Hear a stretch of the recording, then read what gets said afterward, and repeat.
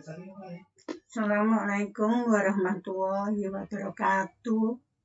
Salam sejahtera bagi kita semua. Hari ini saya diberi mandat untuk menerangkan mata kuliah Etika Profesi Hukum pada semester kedua.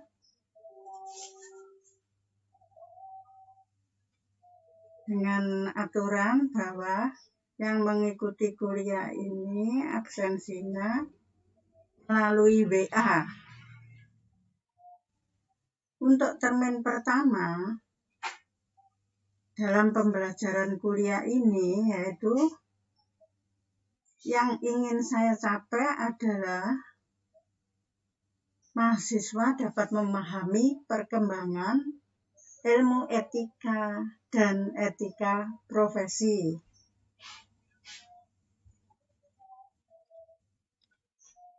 Minggu kedua yaitu saya ingin menjelaskan bagaimana mahasiswa bisa memahami dan menerapkan tentang arti etika. Minggu berikutnya adalah mahasiswa diharapkan bisa memahami dan menerapkan tentang moral. Kemudian mahasiswa juga akan dapat membedakan dan menerapkan apa itu etika dan moral. Minggu berikutnya yaitu saya ingin memberikan capaian pembelajaran mengenai apa itu etika dan apa itu etiket. Berikutnya yaitu saya ingin mahasiswa bisa membedakan antara kaidah itu norma dan apa itu moral. Dan cermin yang terakhir di dalam UTS yaitu mahasiswa bisa memahami dan dapat menerapkan tentang akhlak dan apa itu agama. Bisa membedakan akhlak dan agama. Berikutnya saya menginjak ke materi, yaitu sebelum mempelajari masalah etika, kita harus mengetahui bahwa pada umumnya manusia itu merupakan makhluk yang berbudaya. Kita mulai aja dengan apa itu, bagaimanakah hakikat manusia. Manusia merupakan makhluk ciptaan Tuhan yang paling sempurna, yang juga dilengkapi dengan akal, perasaan, kehendak. Di mana akal adalah alat berpikir sebagai sumber ilmu dan teknologi. Akal bisa membedakan antara benar dan yang salah sebagai sumber nilai kebenaran. Perasaan itu apa? Yaitu alat untuk menyatakan suatu keindahan sebagai sumber seni. Dengan begitu, manusia yang mempunyai perasaan bisa menilai mana yang indah, mana yang estetis, mana yang jelek sebagai sumber nilai keindahan. Hubungan dengan itu, manusia mempunyai kehendak. Apa itu kehendak? Kehendak adalah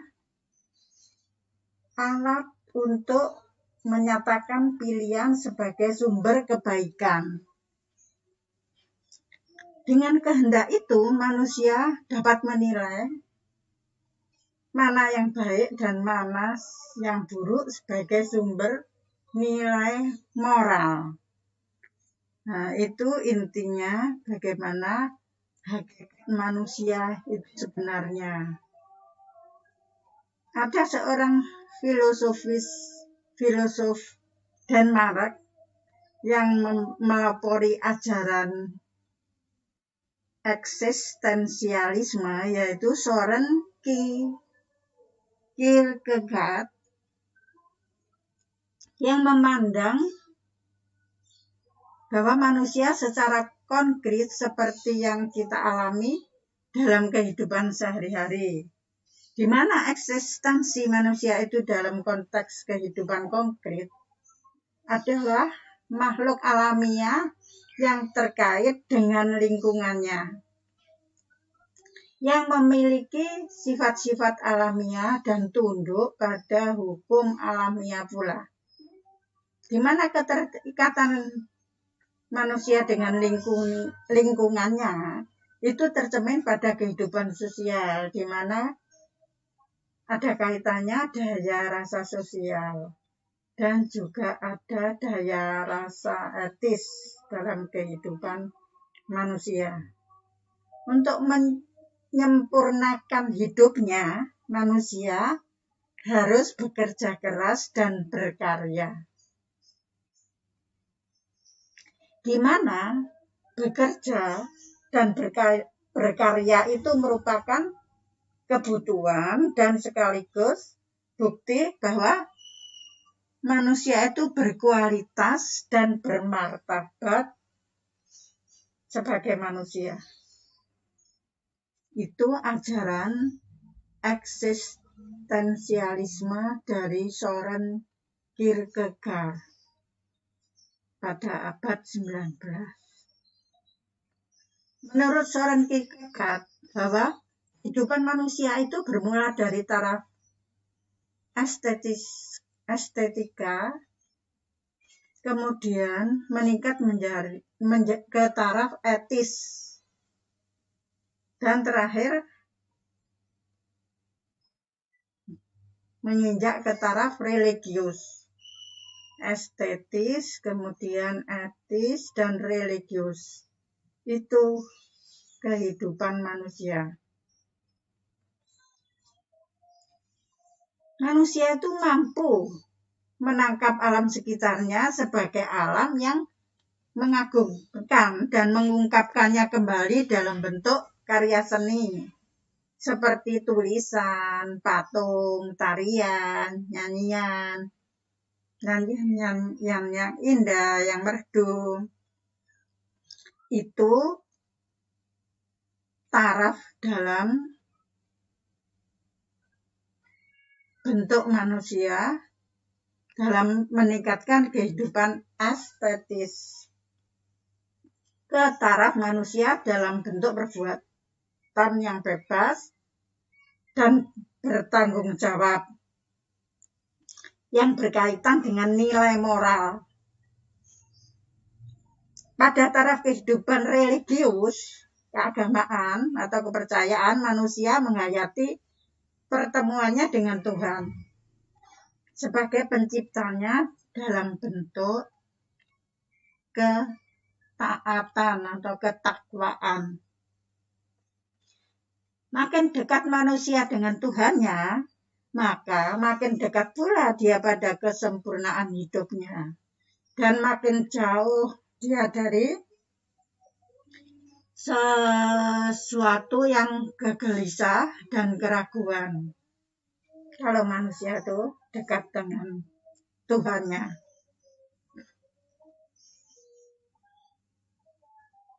Kesimpulannya, ajaran eksistensialisme dari Søren Kierkegaard bahwa manusia adalah makhluk ciptaan Tuhan yang terikat dengan lingkungannya.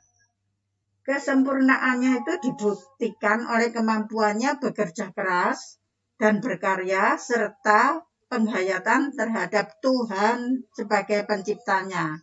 Makin mendalam penghayatan manusia terhadap Tuhan, maka makin bermakna hidupnya dengan manusia memiliki harkat dan martabat yang tinggi. Itu ajaran eksistensialisme dari Søren.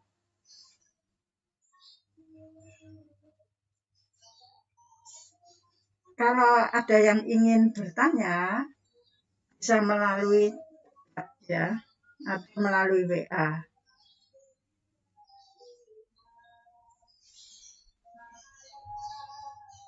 Menurut Theo Hubers tahun 1995, bahwa martabat manusia itu menunjukkan manusia sebagai makhluk yang istimewa yang tiada bandingannya di dunia, di mana keistimewaan tersebut tampak pada pangkatnya, bobotnya, relasinya, fungsinya sebagai manusia, bukan sebagai makhluk individu, melainkan sebagai anggota kelas manusia yang berbeda dengan kelas tumbuhan dan binatang.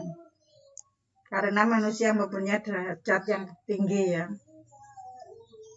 Dari arti universal ini, semua manusia itu mempunyai nilai atau bernilai.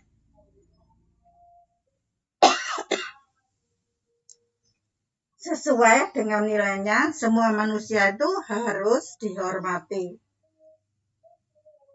Itu adalah hakikat manusia. Berikutnya adalah tentang apa itu manusia dan kebutuhannya. Kebutuhan adalah segala sesuatu yang diperlukan manusia untuk menyempurnakan kehidupannya. Kebutuhan itu merupakan perwujudan dari budaya manusia itu sendiri yang mempunyai dimensi pola, rasa, dan karsa. Kebutuhan manusia itu diklasifikasikan menjadi 4 jenis, yaitu kebutuhan ekonomi yang bersifat materi, kebutuhan akan kesehatan, keselamatan, makanan, dan perumahan. Berikutnya adalah kebutuhan manusia yang kedua adalah psikis yang bersifat immaterial untuk kesehatan, keselamatan rohani, seperti pendidikan, hiburan, penghargaan, beragama, itu kebutuhan secara psikis. Sedangkan berikutnya adalah kebutuhan secara biologis yang bersifat seksual. Untuk membentuk suatu keluarga dan kelangsungan hidupnya, generasi secara turun-menurun seperti perkawinan, berumah tangga, itu namanya kebutuhan biologis. Yang berikutnya adalah kebutuhan pekerjaan yang bersifat praktis. Untuk mewujudkan ketiga jenis kebutuhan di atas, yaitu seperti bekerja di suatu perusahaan atau bekerja di bidang profesinya masing-masing. Itu kebutuhan manusia tentang pekerjaan. Itu beda kaitan antara manusia dan kebutuhan. Setelah hakikat manusia, kita ingin menjelaskan apa itu perkembangan dari etika dan etika profesi hukum. Kita menginjak ke sejarah etika.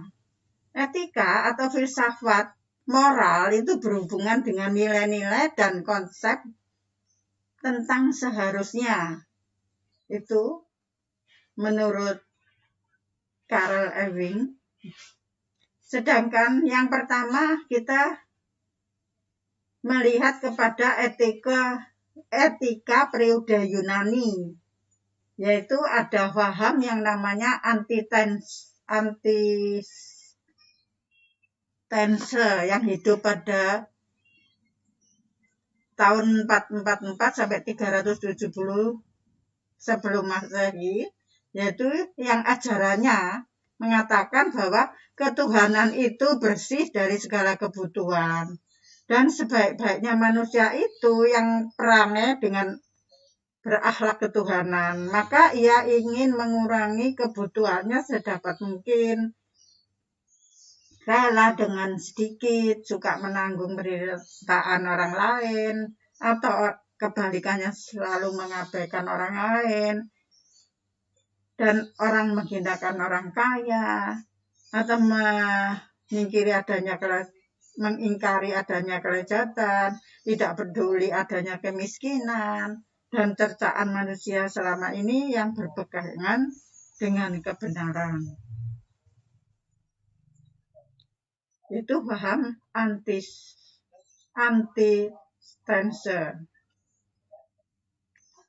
etika periode Yunani. Kemudian namanya Aristoteles, yaitu Aristoteles berpendapat bahwa tujuan akhir dari yang dikehendaki manusia mengenai segala perbuatan adalah bahagia. Namun dalam pengertiannya tentang konsep bahagia itu lebih luas dan lebih tinggi. Menurutnya untuk mendapatkan kebahagiaan seseorang itu hendaklah mempergunakan kekuatan akal dengan sebaik-baiknya. Aristoteles menciptakan teori sebelah tengah, di mana tiap-tiap keutamaan adalah tengah-tengah di antara dua keburukan. Misalnya, dermawan adalah pertengahan antara orang boros dan kikir. Sedangkan keberanian adalah pertengahan antara orang yang membabi buta dan takut. Nah, itu etikanya Aristoteles.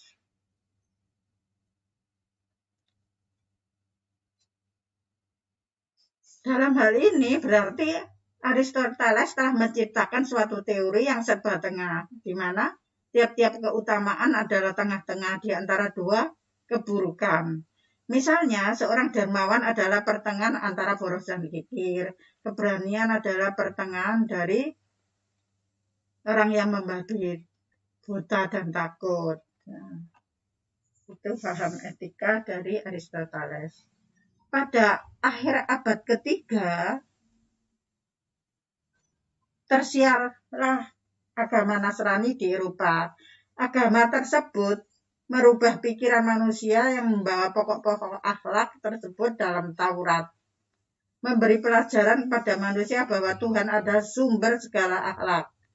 Tuhan yang membuat patokan yang harus kita pelihara dalam hubungan kita dengan orang lain. Dan Tuhanlah juga yang menjelaskan apa itu yang baik dan apa itu yang jelek. Berikutnya adalah etika abad pertengahan. Pada abad pertengahan, etika itu dibiaskan dikatakan dianiaya oleh gereja. Pada saat itu gereja memerangi filsafat Yunani dan Romawi yang menentang penyiaran ilmu dan kebudayaan kuno. Gereja berkeyakinan bahwa kenyataan hakikat itu telah diterima dari wahyu. Dan apa yang terkandung dan diajarkan oleh wahyu adalah benar. Jadi manusia tidak perlu lagi bersusah menyelidiki tentang apa itu kebenaran hakikat. Karena semuanya telah diatur oleh Tuhan. Ahli-ahli filsafat etika yang lahir pada masa itu berpanduan dari ajaran Yunani dan ajaran Nasrani. Di antara mereka yang termasuk adalah Abelard yang dari filsafat Prancis dan Thomas Aquinas filsafat agama dari Italia. Itu etika abad pertengahan. Berikutnya adalah etika bangsa Arab. Sejak kedatangan Islam di dunia, agama yang mengajak dan mengajarkan kepada orang-orang untuk percaya kepada Allah, sumber segala sesuatu di seluruh alam. Allah itu memberikan jalan kepada manusia, jalan yang harus diseberangi. Allah itu menetapkan keutamaan seperti benar dan adil yang harus dilaksanakan dan menjadikan kebahagiaan di dunia dan menikmati di akhirat sebagai pahala bagi orang yang mengikutinya. Yang termasuk melakukan penelitikan tentang akhlak dengan berdasar ilmu pengetahuan adalah Abu Nasr al-Farabi yang meninggal pada tahun 339 Hijriah. Demikian juga Ikhwanus Sofah di dalam risalah brosurnya, dan Abu Ali Ibnu Sina. Mereka telah mempelajari filsafat Yunani yang terutama pendapat mengenai akhlak. Jadi bangsa Arab pada masa itu telah puas mengambil etika dari agama yang tidak merasa butuh untuk menyelidiki mengenai dasar baik dan buruk. Oleh karena itu agama banyak menjadi dasar-dasar buku dalam lukisan dalam bentuk etika yang melukiskan di dalam etika seperti bukunya Al-Ghazali dan Al-Mawardi. Penyelidikan bangsa Arab yang terbesar mengenai etika adalah Ibnu Maskawiyah yang wafat pada tahun 421 Hijriah yang yang telah mencampurkan ajaran Plato, Aristoteles, Galenus dengan ajaran Islam. Ajaran Aristoteles banyak bermasuk dalam penyelidikan tentang jiwa dari manusia.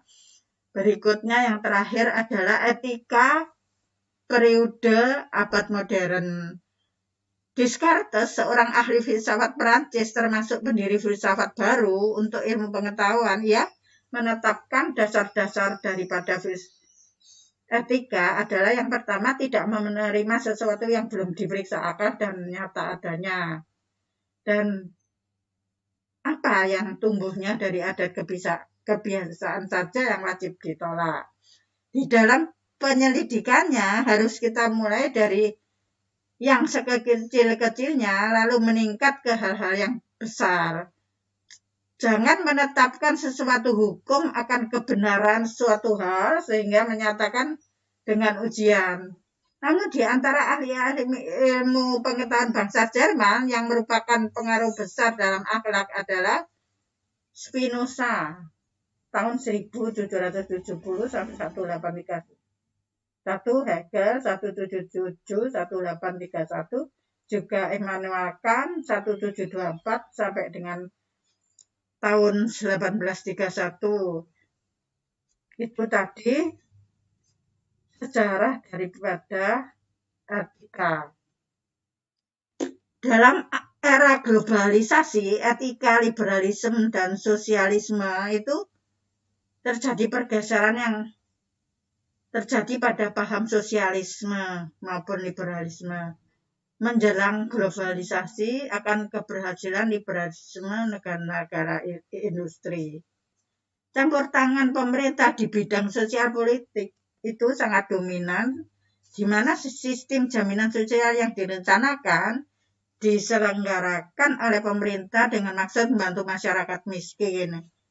Di mana liberalisme itu berhasil karena sistem ekonomi pasar diakui dan baik menguntungkan banyak pihak. Sistem ekonomi pasar bebas berhasil mencapai keseimbangan.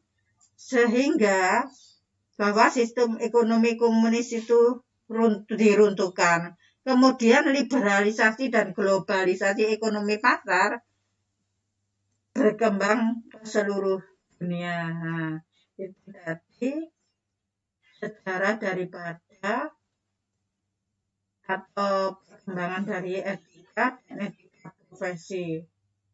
Untuk minggu ini saya hanya memberi materi tentang itu. Bahannya bisa diambilkan di YouTube ya. Demikian saya akhiri. Wassalamualaikum warahmatullahi wabarakatuh. Terima kasih atas kehadirannya.